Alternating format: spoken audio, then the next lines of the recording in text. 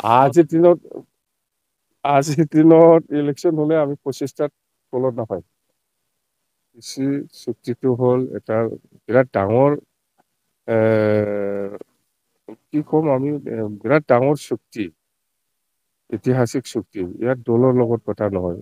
চবে জানে ব্ৰিটিছে চুক্তিৰ দ্বাৰা দি এই অঞ্চলত কি হৈছে হোৱা নাই সেইটো চবেই জানে। ইয়াত দলৰ লগত কথা নহয়। চবেই জানে, সকলো জাতি জনগোষ্ঠী জানে যে ব্ৰিটিছৰ চুক্তিৰ দ্বাৰা দি এই ব্ৰিটিছ অঞ্চলত কি কাম কৰিছে, কৰা নাই, কি হৈছে, হোৱা নাই, এইটো দলৰ লগত কথা নহয়। কথা আপুনি এইটোৱে। মাজে সময়ে অভিযোগ দি আহিছে যে মানে 16টা নে কিমান কেইবাটাও বিভাগ পিছপৰলৈ দিয়া হৈছে বৰ্তমান শাসনকাল চৰকাৰে। এইটো পলিটিকেল কথা নাই। প্ৰমোদ বড়োতো হয় 16টা ডিপাৰ্টমেণ্টটো বিটিআৰ চুক্তি কৰি পেলাই দিছপুৰলৈ পঠাই দিছে, সেইটো পাৰমানেণ্ট নহয়, সেইটো কনষ্টিটিউচনেল নহয়। ব্ৰিটিছ চুক্তিত হ'ল কনষ্টিটিউচনেল সাংবিধানিক চুক্তি। এই হিচাপত 40টা ডিপাৰ্টমেণ্ট আমাক দিছে দিল্লী দিছপুৰ। এই হিচাপে আজিলৈকে এছএটিচ আছে। প্ৰমোদ বড়ো যিটো দিছে সেইটো জাষ্ট টেম্পৰাৰী, সেইটো কি কাম কৰিব পৰা নাই সেইটোৱেই প্ৰমাণ। কথা আসনত এইটো। আপোনালোক কেতিয়া আহিব পাৰিব?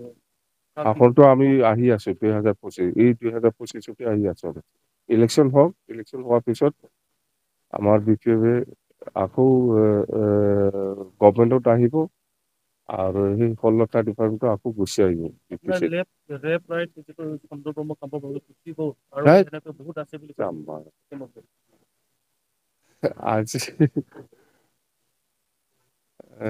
চন্দনৰ কথা কৈছে আপুনি বা কাম্পাৰ কথা কৈছে।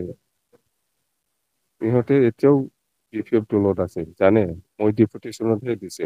এতিয়াও মোৰ লগত যোগাযোগ আছে। একো নহয়, একো নহয়। এইবিলাক এলায়েন্সত কি খেলিব ভাবি নেকি আছে আপোনালোকে? আপোনালোকে? এলায়েন্সত খেলিব নেকি আপোনালোকে? কাৰ লগত? কাৰো লগত এলায়েন্সত ইলেকশ্যন নেখেলে। বিপিএফে অকলে খেলিব। বিপিএফে অকলে খেলিব আৰু আমি উইনাৰ। তাৰ কথা সেইটোৱে। প্ৰস্তুতি কেনেকা চলি আছে? প্ৰস্তুতি বিৰাট জোৰদাৰ, বিৰাট ভাল। আপোনালোকে ভাবিব নালাগে চন্দন বা খাম্পাই ইউপিপিএলত যাই পেলাই কিবা কাম কৰিব। ইহঁতে মোৰ চিআইডিৰ নিচিনাই কাম কৰি আছে এক নম্বৰে। মানে আকৌ ঘূৰি আহিব নেকি? কিয় নাহিব? ক'ত থাকিব ইহঁতে? আহিব। ইয়াত লৈ টেনচন ল'ব নালাগে আপোনালোকে। প্ৰমোদ বড়োৱে কি চিন্তা কৰিছে, কৰা নাই, সেইটোকে চিআইডি কৰিবৰ কাৰণে ইউপিপিএলক খাম্পা আৰু চন্দ্ৰমক পঠাই দিছে। আৰু মই ডেইলি ৰেগুলাৰ কন্টিনিউ মেছেজ পাই আছো মই। ইহঁতে নাযায়। নাযায় মানে এই আদৰ্শটো এৰি পেলাই ক'ত যাব পাৰিব? কাৰ্যসূচী লৈ পেলাই আমি এইটো পালন কৰিবলৈ গৈ আছো। প্ৰথমত আমি বডোফা উপেন্দ্ৰনাথ ব্ৰহ্মক আমি শ্ৰদ্ধাঞ্জলি জনাইছো। কাৰণটো হ'ল বডোফা উপেন্দ্ৰনাথ ব্ৰহ্মৰ যিটো আদৰ্শ নীতি, ইয়াৰ দ্বাৰা আমি আজি বিটিচি পাবলৈ সক্ষম হৈছিল। আৰু আমাৰ বহুত আমাৰ মাৰ্চাৰ্ছ আছে, সিহঁতকো আমি শ্ৰদ্ধাঞ্জলি জনাম। কথা সেইটোৱে। আচলতে ইয়াত সকলো জাতি জনগোষ্ঠীৰ অৱদান আছে। অকল বড়ো নহয়, মই এইটো কবলৈ নাযাওঁ। মুঠতে আমাৰ কাৰণে আজি এটা হিষ্টৰিক ডে। কথা সেইটোৱে। দল যেতিয়ালৈকে থাকিব তেতিয়ালৈকে এই চুক্তিখন আপোনালোকে উদযাপন কৰি থাকিব। দলৰ কথা নহয়, এইটো ব্ৰিটিছ বাসী ৰাইজৰ কাৰণে ঐতিহাচিক দিন।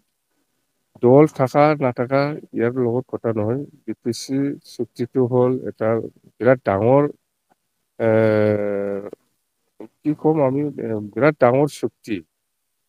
ঐতিহাচিক চুক্তি। ইয়াত দলৰ লগত কথা নহয়। চবে জানে ব্ৰিটিছৰ চুক্তিৰ দ্বাৰা দি এই অঞ্চলত কি হৈছে, হোৱা নাই, সেইটো চবেই জানে। ইয়াত দলৰ লগত কথা নহয়।